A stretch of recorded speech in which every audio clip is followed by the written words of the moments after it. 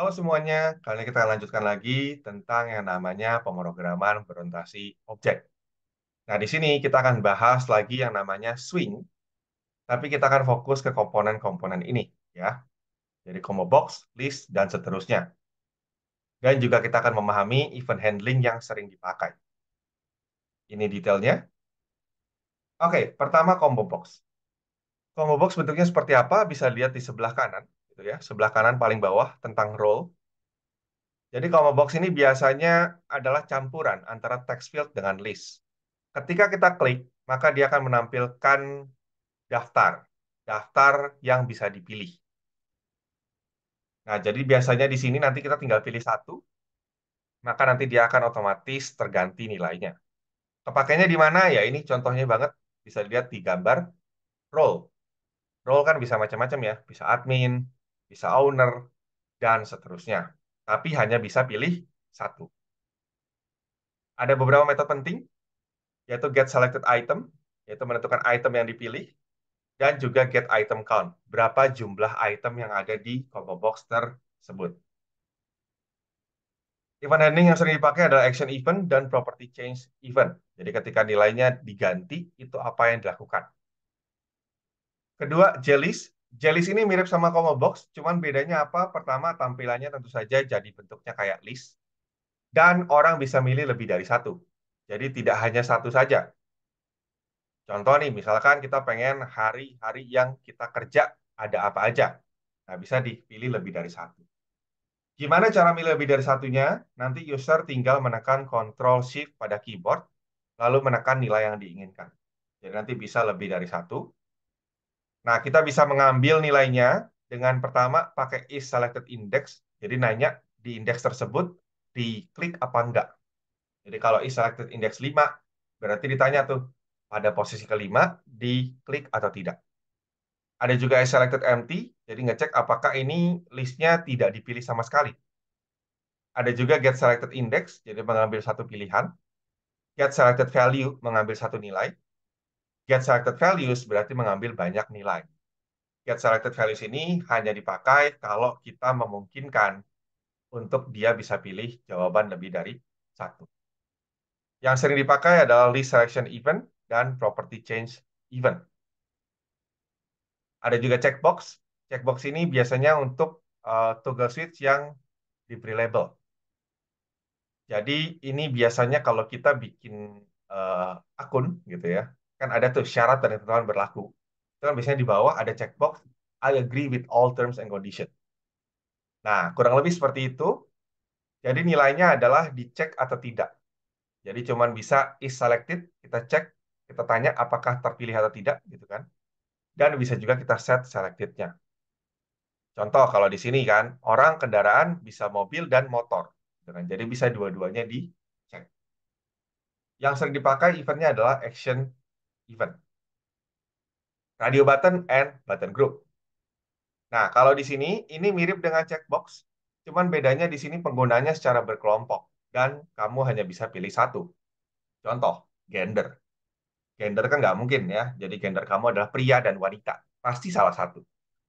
Bahkan kalau kita mau mengikuti kultur barat pun, ada other-nya pun tetap jadi tiga, tapi hanya bisa pilih salah satu. Ya kan? Nah, di sini biasanya kita bikin beberapa radio buttonnya, lalu kita kelompokkan ke dalam button group yang sama. Kalau button groupnya sama, maka otomatis ketika satu diklik, yang lainnya tidak akan bisa diklik. Atau yang lainnya dianggap tidak terklik. Jadi kalau kita pilih male, otomatis female itu otomatis jadi tidak terpilih.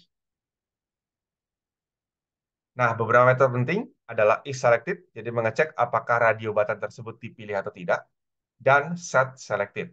Jadi kita set nilainya seperti apa. Event yang sering digunakan, action, event. Spinner, spinner ini untuk menampilkan nilai urutan, ya, seperti angka atau tanggal. Nah, biasanya ini mirip kayak combo box, cuman bedanya dia tidak menampilkan list barang, tapi dia menampilkan panah atas dan ke bawah. Jadi, contohnya bisa lihat di sini di gambar, gitu kan. Jadi ada angka, kita bisa plus ke atas dan ke bawah.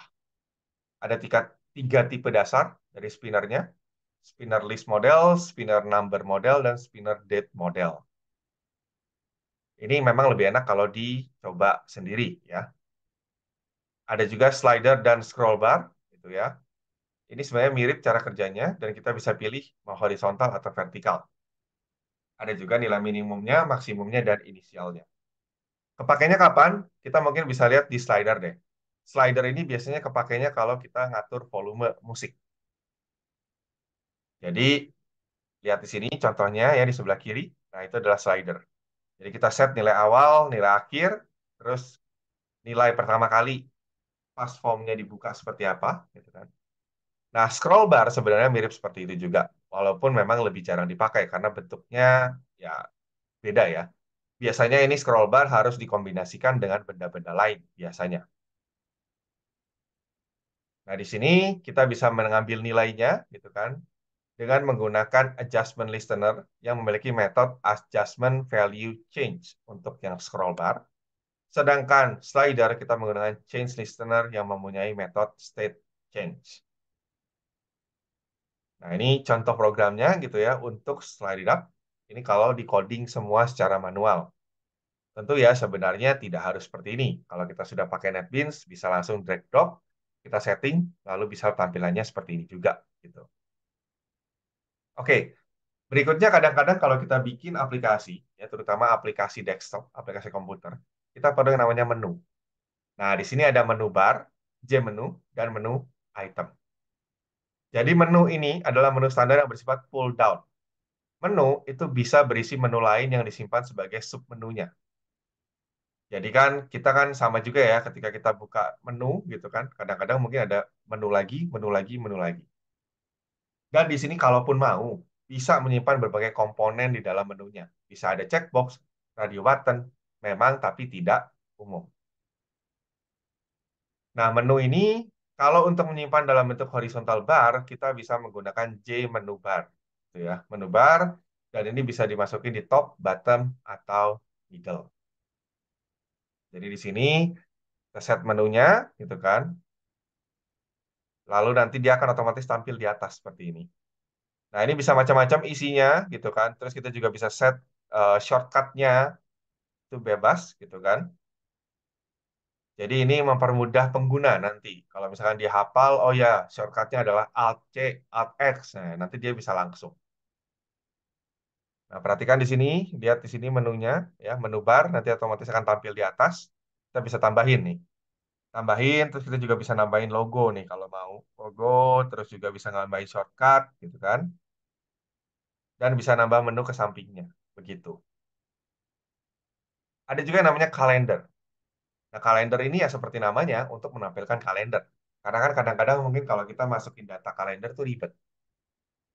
Nah, di sini cara menambahkannya apa? Di sini kita harus menggunakan beberapa langkah, gitu kan. Jadi kita ke tools, palette, lalu masuk awt components, new category, swing calendar, dan seterusnya. Jadi kita ambil library tambahan yang namanya J calendar. Nanti otomatis akan lebih mudah untuk memilih kalendernya. Karena nanti dia akan ada tampilan yang lebih intuitif. Karena kalau misalnya kita bikin 3 text field misalkan, input tanggal, bulan, tahun, kan susah ya. Orangnya pertama usernya juga mungkin nggak enak ngisinya. Kedua adalah kita harus melakukan pengecekan apakah tanggalnya valid atau tidak. Dan itu lumayan ribet. Oke, seperti itu saja. Terima kasih.